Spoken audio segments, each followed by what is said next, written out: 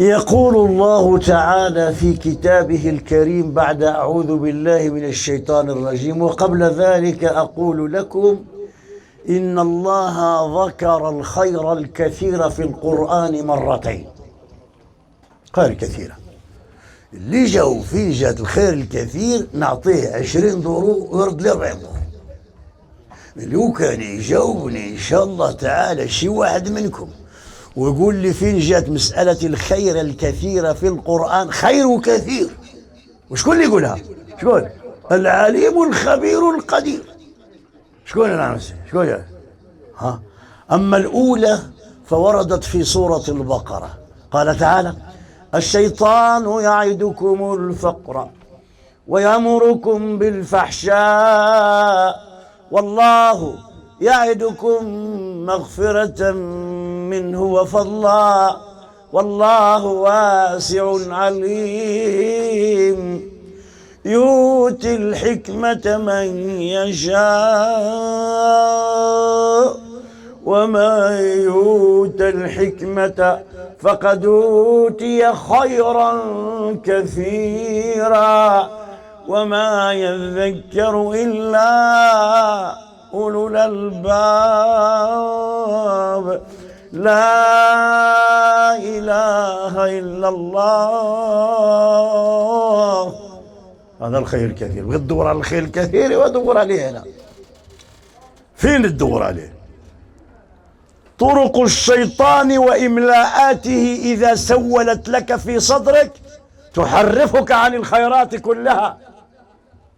فعدوك المتربص بك الذي أقسم أن يقف لك ويقعد لك في الصراط المستقيم ويأتيك عن يمينك وشمالك ويأتيك من كل جانب حتى لا تكون من الشاكرين أبدا، يأمركم بالفحشاء،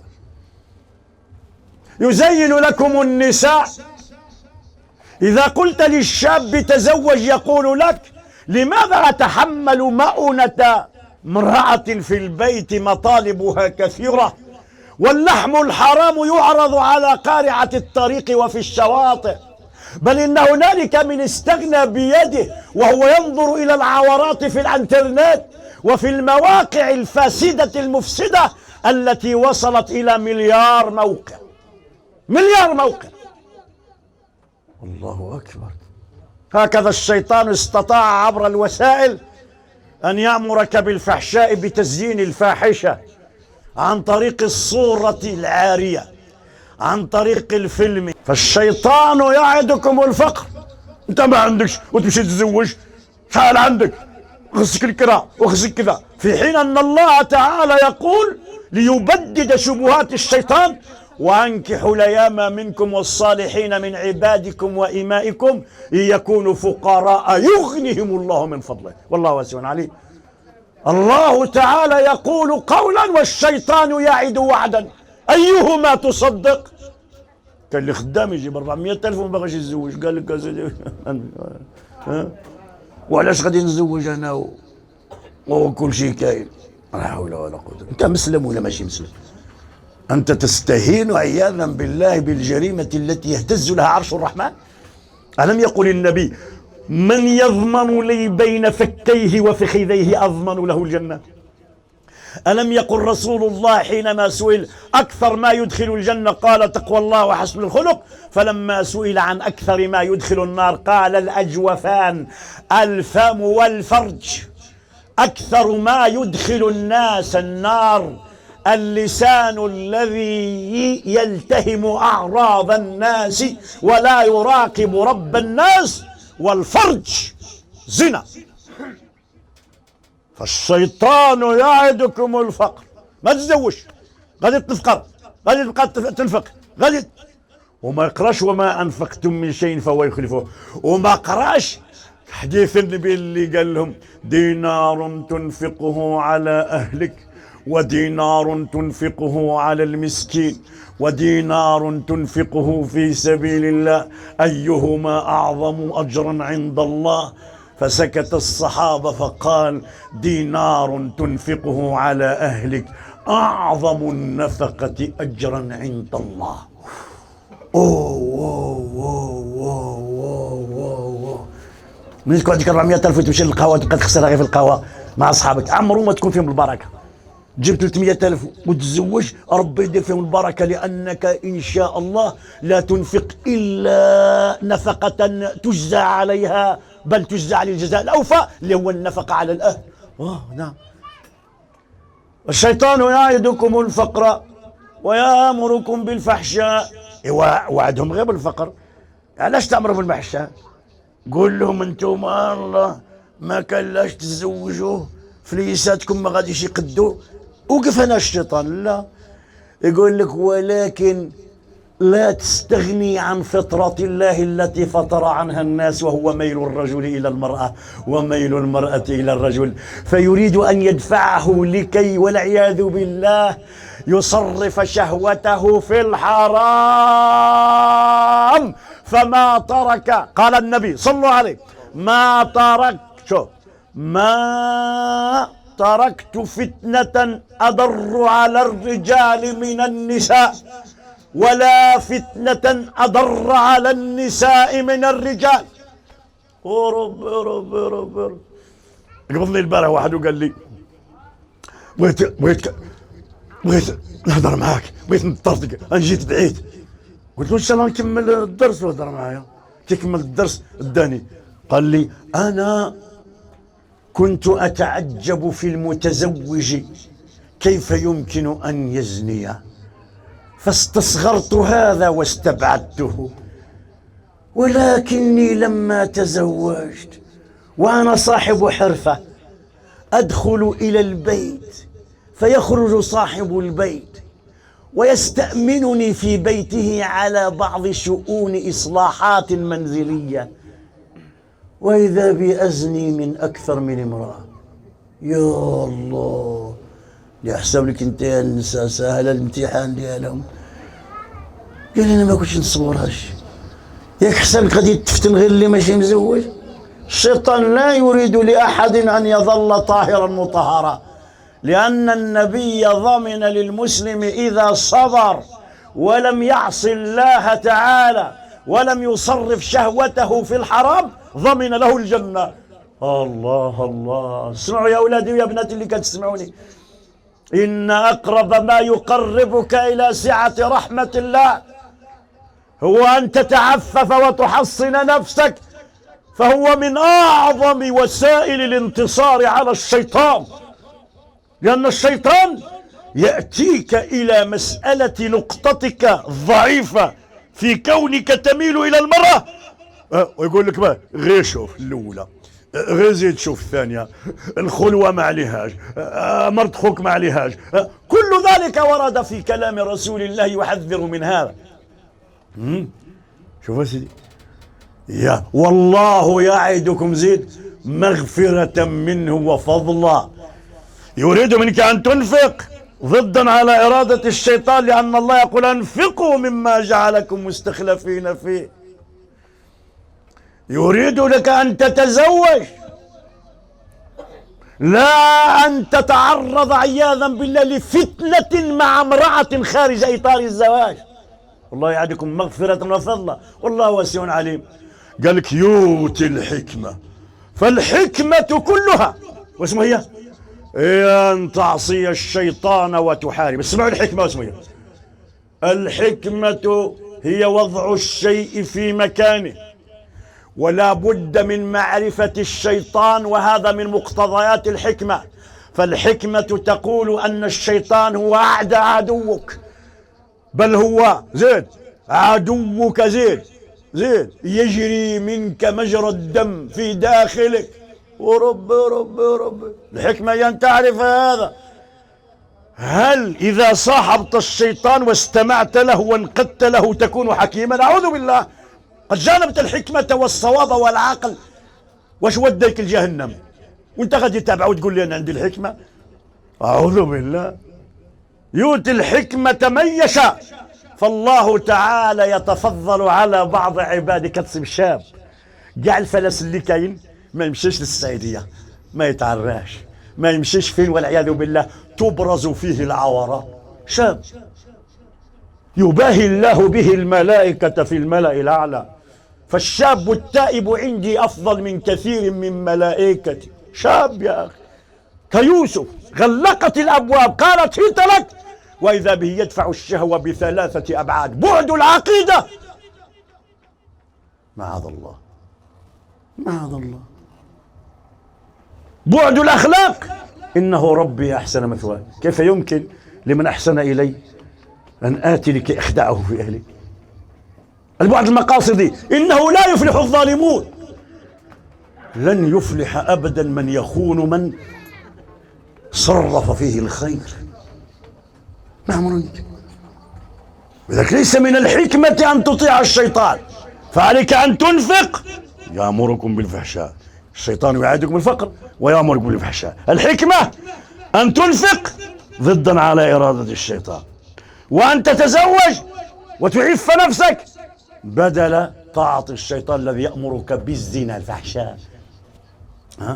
يؤتي الحكمة من يشاء، ومن يؤت الحكمة اسمع فقد أوتي خيرا كثيرا. علاش خير كثير؟ علاش اللي تعطت له الحكمة إن شاء الله تعالى زيد عنده خير كثير؟ علاش؟ لأن هذا الخير لا ينقطع، هو خيرات الدنيا، بحيث يعيش الإنسان الذي يبتعد عن منهاج الشيطان زيد مطمئنا مستقر البال راضيا بقسمة الله مطيعا لله، فيسكب الله الطمأنينة على قلبه.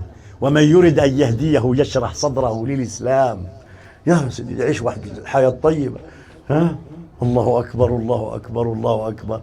وفي الأخيرة واسمه خير لا ينقطع، الفوز بجوار الأنبياء والأصفياء في دار كرامته، خير كثير. الآن نسقسيكم واسمه الحكمة. عرفتوا اللي الحكمة اسمه أن تعادي عدو الله، وأن تطيع الذي خلقك ضدا على إرادة عدو الله الذي أقسم فقال واسمه قال لأضلنهم أجمعين لأغوينهم أجمعين. هذه الحكمة. إذا الحكمة واسمه هي واسمه الحكمة. احنا عندنا الحكمة واسمه الحكمة، هي تلك الوسيلة التي توضع في فم شكون؟ في فم البغل أو الحمار أو الفرس. اش كدير بها؟ اللي نقول احنا الصريمة، اش كدير بها؟ تتحكم في تصرفاته. إذا أردت أن تقلل من سرعته جبت، إذا أردت أن تدفعه يمينا درت إلى يسار يعني كتكون عند من القيادة، قيادة عندك أنت الذي تتصرف فيها.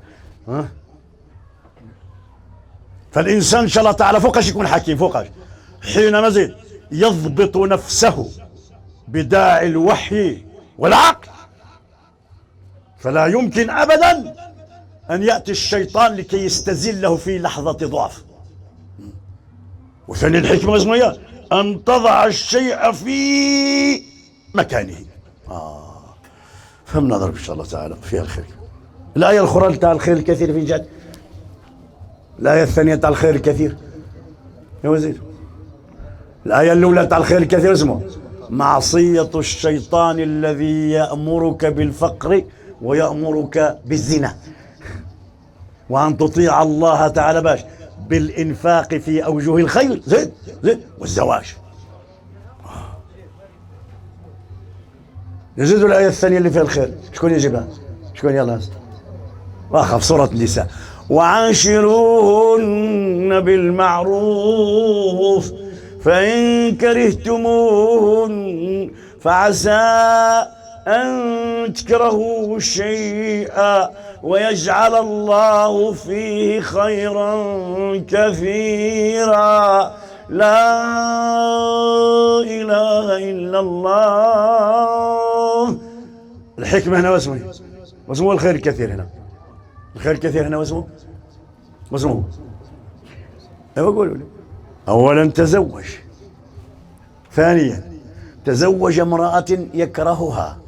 يا حتى في حالة كونك تزوجت بامرأة لا تحبها، فليس كل البيوت تبنى على الحب، إنما الزواج في الشرع هو مودة ورحمة وتساكن وتساند وتعاون وتكافل وتقاسم في الأدوار حتى تؤدي الوظيفة، وهي استمرار النسل المؤمن الذي يحمل اسمك ويحمل فكرتك ويدعو إلى عقيدتك. يظل الإسلام في ذريتك التزاما وفهما ودعوة. حل ما متش تعيش الفكرة ديالك فاش في ذريتك باش بالزواج واخا تكرهها. فإن تزوجت امرأة تكرهها زين فعاشروهن بالمعروف. واسمه المعاشرة بالمعروف. قال الإمام الغزالي: ليس العشرة بالمعروف أن تحسن إلى زوجتك، هذا أمر مفروغ منه، فخيركم خيركم لأهله، ولكن العشرة بالمعروف، اسمع لي مزيان، هي إذا كرهتها زد صبرت عليها. فلا يفرق مؤمن مؤمنة إن كره منها خلق رضي منها آخر، تتعامل معها على حسب إيجابياتها. فإن رجلا جاء من بعيد يشكو سلاطة لسان زوجته عليه، يشكوها إلى عمر، فلما وصل إلى باب عمر وجد امرأة عمر ترفع صوتها حتى خرج صوتها من النافذة، وسمع الرجل أن عمر الذي تصطك له فرائس كسرى وقيصر زوجته تصرخ في وجهه، قال: جئت لكي آخذ حقي من زوجتي عند أمير المؤمنين، وإذا بي أجده مبتلا بما ابتليت به. فرجع. فلما انتهت المرة خرج عمر، قال: أين الرجل الذي جاء من بعيد؟ قالوا: لقد ذهب. قال: علي بالرجل. فجيء بالرجل، قال: لماذا ذهبت دون أن تسأل حاجتك؟ قال: حاجتي قضيت. قال: وهل التقيت بي حتى تقول إنها قضيت؟ قال: نعم، إنما جئتك أشكو سلاطة لسان زوجتي وسوء خلقها، ولما جئت وجدت أن زوجتك هي الأخرى ترفع صوتها عليك، وأنت من أنت؟ أنا وخ، أنا قلي، وأنت أخويا. للشيطان ما سلكت من فج إلا سلكت الشياطين فجا غير. أنت عمر الذي ضرب الله الحق على قلبك ولسانك، أنت سراج أهل الجنة، أنت أحد العشر المبشرين بالجنة. فنظر إليه عمر وقال: يا هذا، لا ينبغي أن نركز على هذا الذي جئت تشكو به، انظر إلى الجانب الآخر. عصمتني من فتنة الشيطان، حصنتني، تقوم بغسل ثيابي وبتهيئ طعامي وبتربية أبنائي، كل هذا تتغاضى عنه، ثم لا تصبر على صوتها إذا ارتفع مرة. مالك أنت دير هاي؟ قال له: صفي يا أمير المؤمنين، صفي. فإن كرهتموهن فعسى، وهذه عسى كي يقولها أستاذ ربي في القرآن اسمه تتحقق. عسى، احنا من يقولوا عسى واسمه قول تحقق. أذهب مثلا إلى مكان كذا عسى أن ألتقي فلان، ما نعرف تلقاه ولا ما نلقاش، على حقاش هذا بنادم اللي كيتكلم.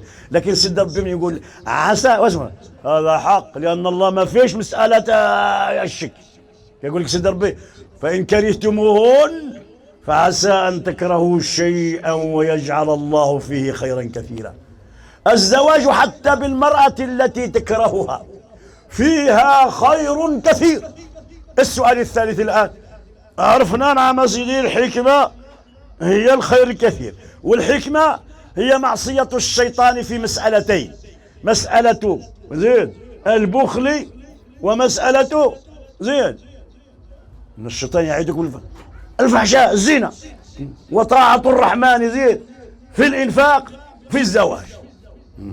وهنايا الخير الكثير واسمه هو: إذا ابتليت بامرأة تكرهها فالصبر عليها كما قال الامام أبو الغزالي، ما قلت لكمش قبيلات، قال لك الامام الغزالي تكرهها يعني حسن المعروف ولا حسن المعاشره نتاع المراه واسمه هي ان تصبر عليها، ان تصبر عليها، هذا هو حسن المعاشره.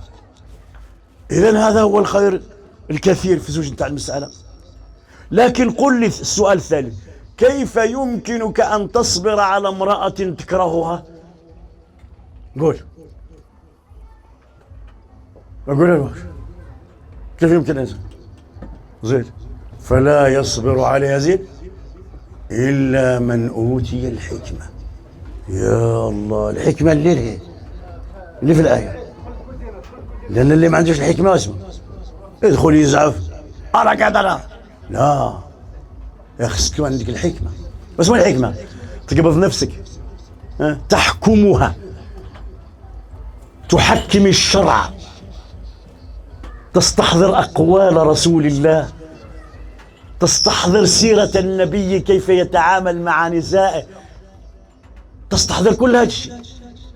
إلى المرأة شوية شوية شوية كتغلبها العاطفة، أنت الأصل أن العقل غادي تغلبه وتغلب الشرع، ولأن الله أعطاك القوامة، فأنت الذي تدير البيت.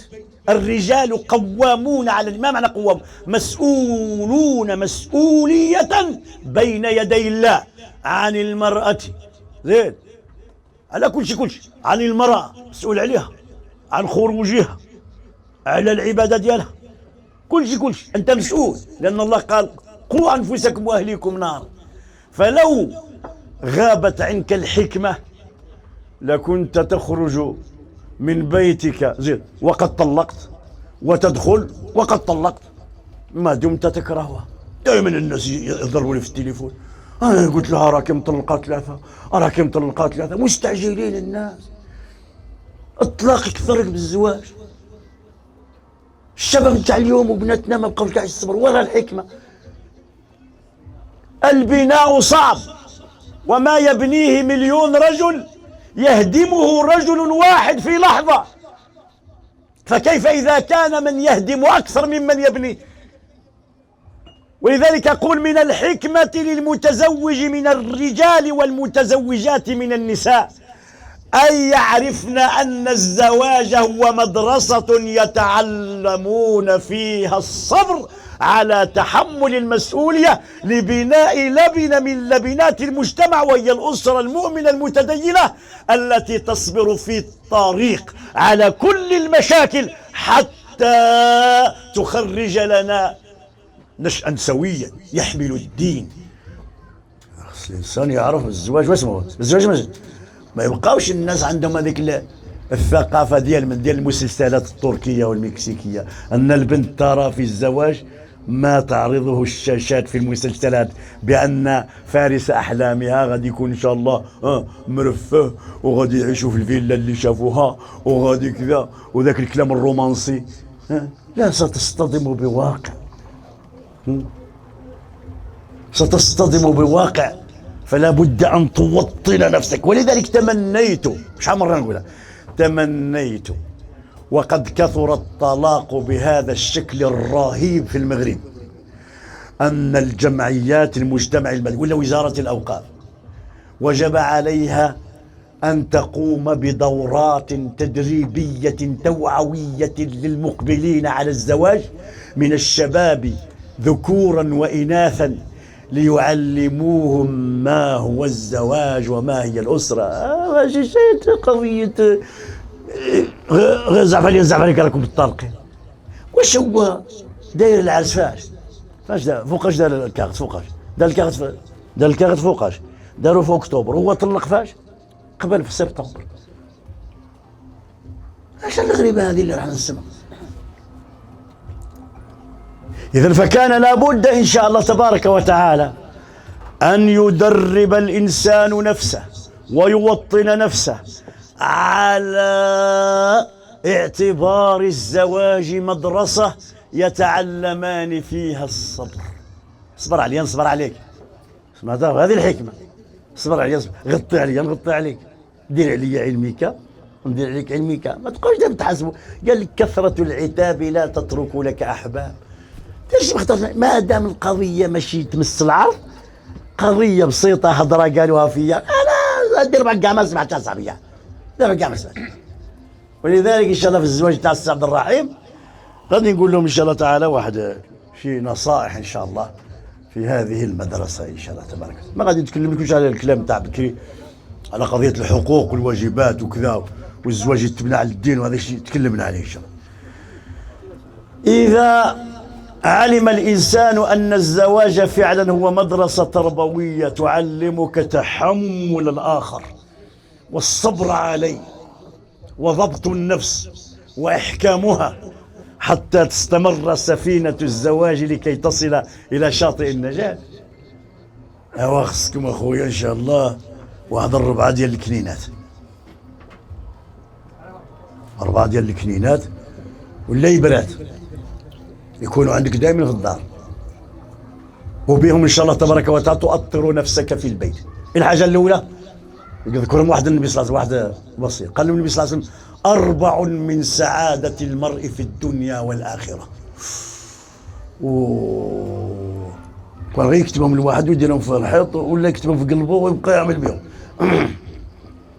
4 من سعادة المرء في الدنيا والآخرة، تجلب لك سعادة الدنيا والآخرة وانت مزوج في الدار. الأولى واسمه هي أن تنظر إلى من هو دونك في الدنيا حتى لا تزدري نعم الله عليك. شفت المرأة ديالك ماشي زينة، شوف كاين اللي كاع ماشي كاع، كاين اللي ما عندها لا يدين لا رجلين. وتخشف لي في هذوك تاع التلفزيون تقول لها انت يا لطيف يا لطيف، فين كانوا عيني؟ اعوذ بالله، اديت بروسي صافي عمره ما غادي.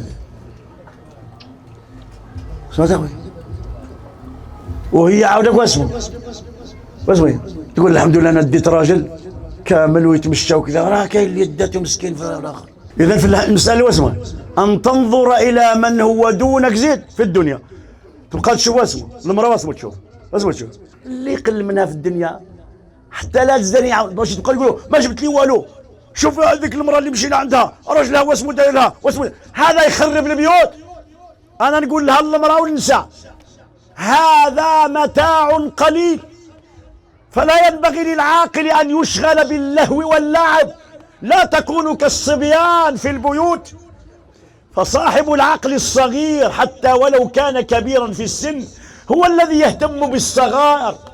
يظل الله اللي معاه قشابه سروال، شوف ذيك اسمه لابسه، شوف ذاك اسمه لابس، شوف هذاك اللطو تاعو كي دايره. يا لا احنا ما عندناش هذاك بيدو في بيدو، اللطو بيدو وانت بيدو، واسم الحاله.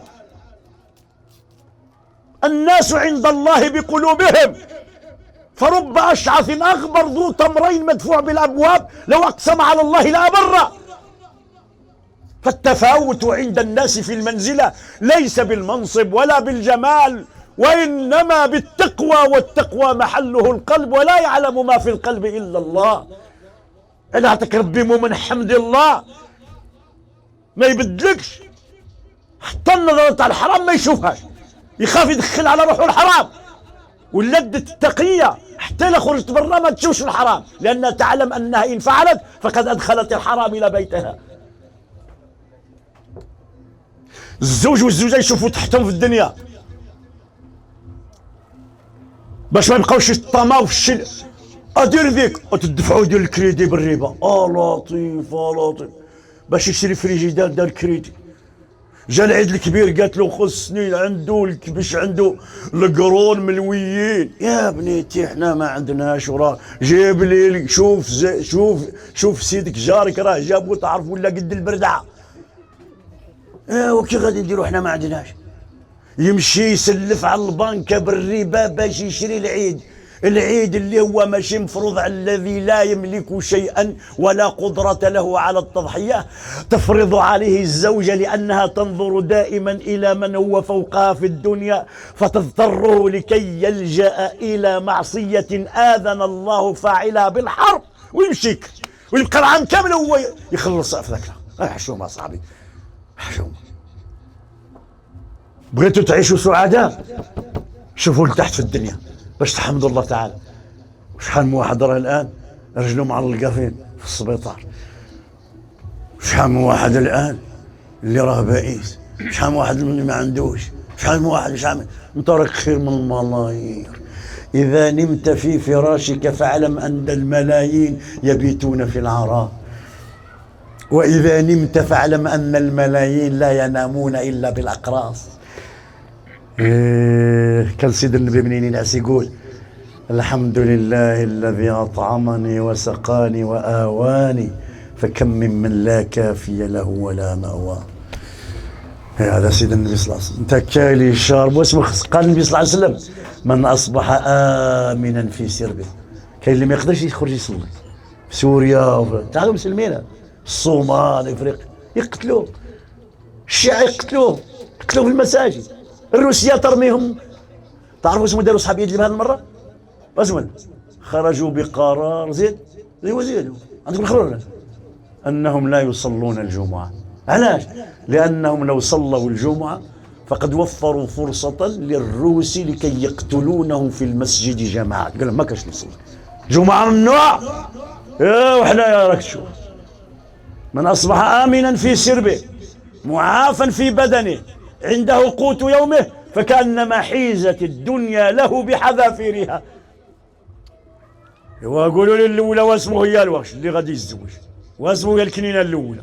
قولوا لي شوف زيد اللي تحتك في الدنيا ماشي معناه ما تخدمش وما تحسش الوضعية ديالك، خدام خذ الأسباب، لكن لا تشرئب بعنقك وتتشوف إلى ما ليس لك فتتعذب. فكن بما في يد الله أوثق عندك مما في يد الخلق. الخلق كلهم يحتاجون، لا يملكون لأنفسهم نفعا ولا ضرا. فإن أعطيت الإيمان والقناعة فقد أعطيت كنزا لا ينفد. وليس الغنى عن كثرة العرض ولكن الغنى غنى النفس. هذه الكلمة الأولى في الزواج. إلا المرأة تبقى دايما تقول لك شوف كذا، يقول لها اسمع لا الحمد لله احنا كاينين شاربين. كاين اللي عنده المال وما يقدرش ياكل والو، عنده المصرانة، عنده الكبدة، مالك انت الحمد لله. الثانية الكلمة الثانية وزيد كيف العكس، أن تنظر إلى من هو فوقك في الدين حتى تقتدي به وحتى لا تزكي نفسك، فتكون دائما زيد تسعى لكي ترتقي في الإيمان. زهد في الدنيا وقناعة مع اتخاذ الأسباب زيد، واقتداء بخيرة الخلق لأننا لسنا مستقرين إلى الأبد على هذه الأرض، إنما نحن في رحلة قصيرة. شبهها النبي كرجل استظل تحت شجرة في يوم صائف ثم قام وتركها. مالك صحيح بس تمشي للدار ديالك. معنى ذاكش أنكم تعاونوا دائما انت والزوج على من؟ على طاعة الله وتتنافسان. شحال حفظتي تاع القرآن، شحال حفظتي تاع الحديث. بدلوا ذاك الهضرة تاعكم. هذا الحجاب كي والو، هذا السداري كي والو. بدلوا واش حنا السدادر حنا فايتين. شوف السدادر نتاع الهيه، شوف الأسرة نتاع الهيه، شوف الاستبرق واللبس نتاع الهيه، شوف الطعام نتاع الهيه، شوف الشراب نتاع الهيه، شوف الغرف نتاع الهيه، شوف القصور نتاع الهيه، شوف الاشجار نتاع الهيه، ظل ممدود. يقول فيه النبي صلى الله عليه وسلم ان الفرس المضمر، الجواد المضمر ذاك اللي يجري في ظل شجرة في جنتك 80 عاما. في الظل ديال الشجرة. ما عندوش العقل يبيع الاخره بهذا فيش هذا. ولذلك خصكم تنافسوا فاش دائما في الدين المسائل. شحال صليتي هالليل؟ حتى قال النبي صلى الله عليه وسلم إن الزوج إذا استيقظ بالليل ثم توضأ فعمد إلى زوجته فأيقظها فإن لم ترد الاستيقاظ جاء بالماء فنضحه على وجهها فأيقظها فتوضأت فصليا في جوف الليل ركعتين كتب عند الله من الذاكرين الله كثيرا. وإذا استيقظت وتوضأت وزوجها كان نائما توقظه لأنها تريد له الخير، فإذا لم يرد الاستيقاظ جاءت بالماء فنضحته على وجهه حتى أيقظته فتوضأ فصليا كتب عند الله من الذاكرين الله كثيرا. علام غادي يتعاون الرجل والمرأة؟ علام غير قالت لي فلانة قالت ورحنا شافت فلانة وفلانة دارت لفلانة وفلانة. ما يكملش هذا الفيلم هذا. واش حنا عايشين لهذا الشيء؟ حنا عايشين لهذا الشيء في الديار. كاع الديار فلسوا الحسد، هذا يسحر هذا يفرق هذا لأنه الأخيرة ما حضراش عندهم، لأن الأخيرة غايبة من البرنامج نتاعهم، لأن حسب الزواج هو علاقة بيولوجية بحتة. ايش الغريبة هذه؟ ايش الغريبة هذه؟ فانظر إلى من هو فوقك في الدين، يقولوا شوف فلان الفلاني واش تعرفي بين يقوم الليل، شوفي فلانة شحال تصبر وصبارة وما عندها والو ورفدت عجوجتها 20 عام، وهو تقول له شوف فلان واسمه دار بنى الجامع ودار كذا ويصلح بين الناس، وانت دائما انا بتضلق على الدنيا. المرأة ترفع الراجل والراجل يرفع. تعرفوا في عهد الصحابة، اسمعوا هذه عجيبة هذه. كان أحد الصحابة في غزوة من غزوات النبي فانتظرته المرأة على أحر من الجمر، فلما رجع وجدته لم يصب ولو بخدش من رمح أو ضربة سيف، فقالت لقد نافق زوجي، لو قاتل مع النبي مقبل غير مدبر لجاء على الأقل فيه علامة تدل على أنه كان مقبل في القتال، السيد كان غاهرب. قالت له نوض نطلقوا. قال ابنتي واسمه شحال وحنا نستناو باش نتلقاو وتقول انت؟ قال اذهب معي إلى رسول الله باش تطلقني. فلم يجد بدا إلا أن يطيعها. وبينما هما في طريقهما إلى رسول الله ليطلقها النبي من زوجها سألت الله وقالت اللهم لا تفضحني، اللهم يا رب إنك تعلم أنني إنما أريد أن يطلقني مخافة أن يكون قد نافق، فلم يكن يقاتل في سبيل الله مقبلا غير مدبر، وإنما كان يختبئ وراء الصحابة. فاللهم إن كان فعلا خرج صادقا فأرني فيه علامة أرجع أنا وهو إلى البيت. هي ما كملتش الدعاء وهو يطيح واحد تطيح على واحد حجرة ويتجرع تقول له ولي للدار ذاك ما نطلقوش. لا تستهزئين بي يا امرأة، جئت من الغزو ومشتاق للقياك فتفاجئينني بأنك عزمت على أن تطلقيني وبحضرة النبي والآن تقول. قالت لا أخفيك سرا يا زوجي ويا حبيبي أنني حينما رأيتك قد عدت سليما معافى لم تخدش ولو خدشة نبئت أنك إنما كنت منافقا ولم تكن تقاتل مقبل، فسألت الله في الطريق إن كنت صادقا أن يظهر لي علامة، وقد ظهرت عند ما أنهيت الدعاء. لأن لو وكلنا عليك الله. بغات راجلها واسمه، بغات راجلها واسمه مجاهد ما يهربش. احنا واسمه تقول له واش انت اللي تقاتل ولا انت بوحدك ولا ارجع واش انت اللي تنفق ولا انفق بعد على اولادك بجدي صدق اولادك هما الولد بحال اللي ولادهم ما راش خدام عليهم. اذا هذه الدوزيامه، ها الكنينه الدوزيامه. الكنينه الاولى الدنيا باش ما كانت تفوت وشوف اللي هو اسفل منك حتى لا تزدري نعمه الله عليك.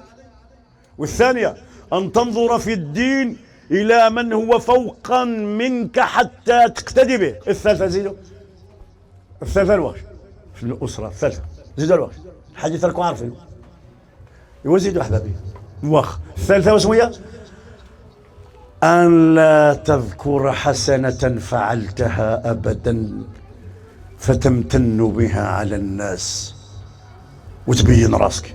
كون ما أنا اللي درت لخوك، كون ما أنا اللي بنيت الجامع، كون ما أنا اللي سقت خوك للخارج وجبت له الكونترا، كون ما أنا لو كان ما أنا درت شي عمل درته لمن لله، فإذا عملته لله ربي غادي يخلصك. خلي لا تذكر الحسنة لأنك لا تدري أقبلت أم لم تقبل، وحتى وإن قبلت زين فأنت لا تذكرها لأنك إنما عملتها لله والله قد أثابك. خلصت خالص. أنت تقدي الحسنة تبقى تبقى تمن عباد الله. المرأة دير الخير في راجلها تقول له أنا اللي نضمك ونوجد لك الطريقة، غير أنا اللي نوجد لك الطريقة، غير أنا اللي ندير لك الطريقة، غير أنا. يا بنتي راك ديري لله، راك ديري لله، تربي الولاد لله، واش تبقاي تحاسبي ما راك تخدمي لله. البيت راه مبني لمن مبني على الدين، على مرضات الله. والراجل ماشي يقولها انا جبت لك وانا درت لك وانا ديتك، ماشي انا اللي حجيتك، لو كان ما هذا سيدك هذا ومشيت حجيتك وديتك العمره وديتك جبت لك البقره وجبت لك تبقى تمنت على زوجتك. إلا درت شي خير صافي. ما تعرفش بين لا أعظم الخير أجرا عند الله زين الإحسان إلى الزوجة ومعاشرته بالمعروف. لا يكرمون إلا كريم قلبي ولا يهينون إلا لئيم. ما يهين المرأة إلا اللئيم. وسيد الملك يقول ابغوني في الضعيفين في المرأة واليتيم، واشتد غضبي على من ظلم من لم يجد ناصر غيري وهي المرأة. تولي راجل غير على المرأة، تضرب المرأة وتسب المرأة وتعايرها بامها وباها. هذاك باك امك لو كان ما انا اللي خرجتهم بهذيك الدار ودرت لهم ودرت لي، يا ولدي درت لله واسكت. اسكت الله يهديك، اسكت باش ما تفلسوش العشرة تاعكم، باش ما تهدموش اركان البيت ديالكم. دير العمل لله واعلم ان الله قد اثابك، فلا تبطل عملك بالمن. يا أيها الذين آمنوا لا تبطلوا صدقاتكم بالمن ولا ذا. ما يمكنش. هذه الثالثة. والرابعة واسمه هي ولا تنسى سيئتك أبدا، فإن السيئة قد استونت وسجلت في كتاب يقال لك اقرأ كتابك. البر لا يبلى والذنب لا ينسى والديان لا يموت. اعمل ما شئت كما تدين تدان.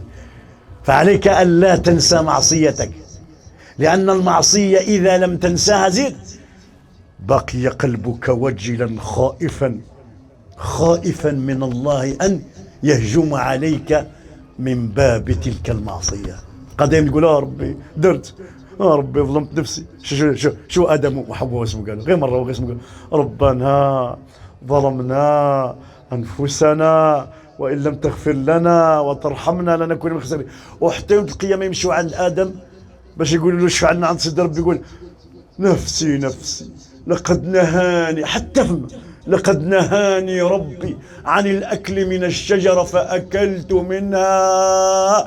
نفسي لقد غضب ربي غضبا ما غضب قبله مثله قط ولن يغضب مثله بعده قط. هذا وهكذا يقول عودك سيدنا نوح دعيت على قومي، وهكذا يقول سيدنا إبراهيم كذبت 3، وهكذا يقول سيدنا موسى قتلت نفسا بغير نفس. حتى تما وما ينسى غير ذنب واحد وماشي حتى ذنب اللي نجي تحقق راه ماشي ذنب عن بعض الأنبياء.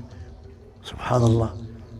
ولكن احنا ننسى، احنا نقول له انا بعد الحمد لله انا كنصلي، انا بعد مخير، انا بعد ما نديرش بحال الاخر، انا بعد ما كنت حد، انا بعد ما كي تقول انا تعرف شكون هو شيخك ولا شيخك هو الشيطان. انا خير منه، انا اكثر من كمال وعز نفر، اليس لي ملك مصر. وهذوك عشان ربك العاقبه تاعهم كي تقرا القران تشوفوا الغريبه. الشيطان لعنه الله صار رجيما، وفرعون قال انا ربكم الاعلى فاخذه الله نكال الاخره والاولى. صاحب الجنة قال أنا أكثر من كمان وعز نفر. سيدي ربي يقول فأصبح يقلب كفيه على ما أنفق فيها وهي خاوية على عروشها ويقول يا ليتني المشرك بربي أحدا. قارون قال إنما أوتيت على علم عندي. قال له سيدي ربي فخسفنا به وبداره الأرض، خسفوا ولا زال يتجلجل إلى الأرض السابعة تقوم القيامة. الانسان ما يبقاش يزكي روحه، ربي يقول لك ولا تزكوا انفسكم. الى المراه بقات تقول للرجل انا خير بك وانا كذا وانا تبارك الله اسرتي مخيره وانا با كان تعرف كي داير ولا منين جيت انا صمت غير الزلط. حنايا لي كان ناكل القوقو يابس يجي حامي، وناكل اللوز يجيبوا لي كذا. انت هنايا غير البرد يضرب فينا من هنا، ما كاين والو، الزميطه ما كانش. يا ابن عمي يا ابن عمي، لذلك هذه المسائل تخرب البيوت. فعلى الانسان ان ينسى، ان لا ينسى المعصيه. علاش؟ باش يعيش واسمه عبد متواضع في البيت. تواضع، ما تكونش متكبر في البيت. تواضع، رحنا مذنبين اخوتي والله ما يرحمنا ربي. سيدنا النبي قال لهم اعملوا واعلموا انه لن يدخل احدكم الجنه بعمل. قالوا ولا انت يا رسول الله؟ قال ولا انا الا ان يتغمد الله برحمته. ويا ربي سيدنا النبي ما خلانا ما نقول، وحتى انت وقالوا الله. هذول 4 ديال الكنينات اعطيناهم اليوم ان شاء الله تعالى للازواج حتى تستمر سفينه الزواج الى شاطئ النجاه. ساهلين، وهي ماشي غير الازواج، كاع اللي راح حاضر هنا واخا حتى ماشي مزوج راه في دارو، هذه راه كل شيء. خصك العمس ديال الاولى واسمو هي أن تنظر إلى من هو دونك في الدنيا حتى لا تعيش زد متعطشا للدنيا طامعا فيها فيدفعك الطمع باش تقبض واسمه، باش تقبض الرشوة وتاكل عباد الله وتطمع في عباد الله وتسلف بالربا. أعوذ بالله أعوذ بالله أعوذ بالله أعوذ بالله. وأن تنظر إلى من هو فوقك في الدين حتى تقتدي به. وأن لا تذكر حسنتك فإنما عملتها لله، ومن عمل العمل لله فهو مأجور عند الله، فلماذا يمتن بها على خلق الله؟ والرابعة أن لا ينسى المعصية أبدا حتى يعيش منكسرا بين يدي ربه، لا يزكي نفسه، منطرحا عند عتبة بابه يدعو ويسأله. فنسأل الله السعد الرحيم أن يكرمه إن شاء الله ويحفظه وأن يبارك له في أهله.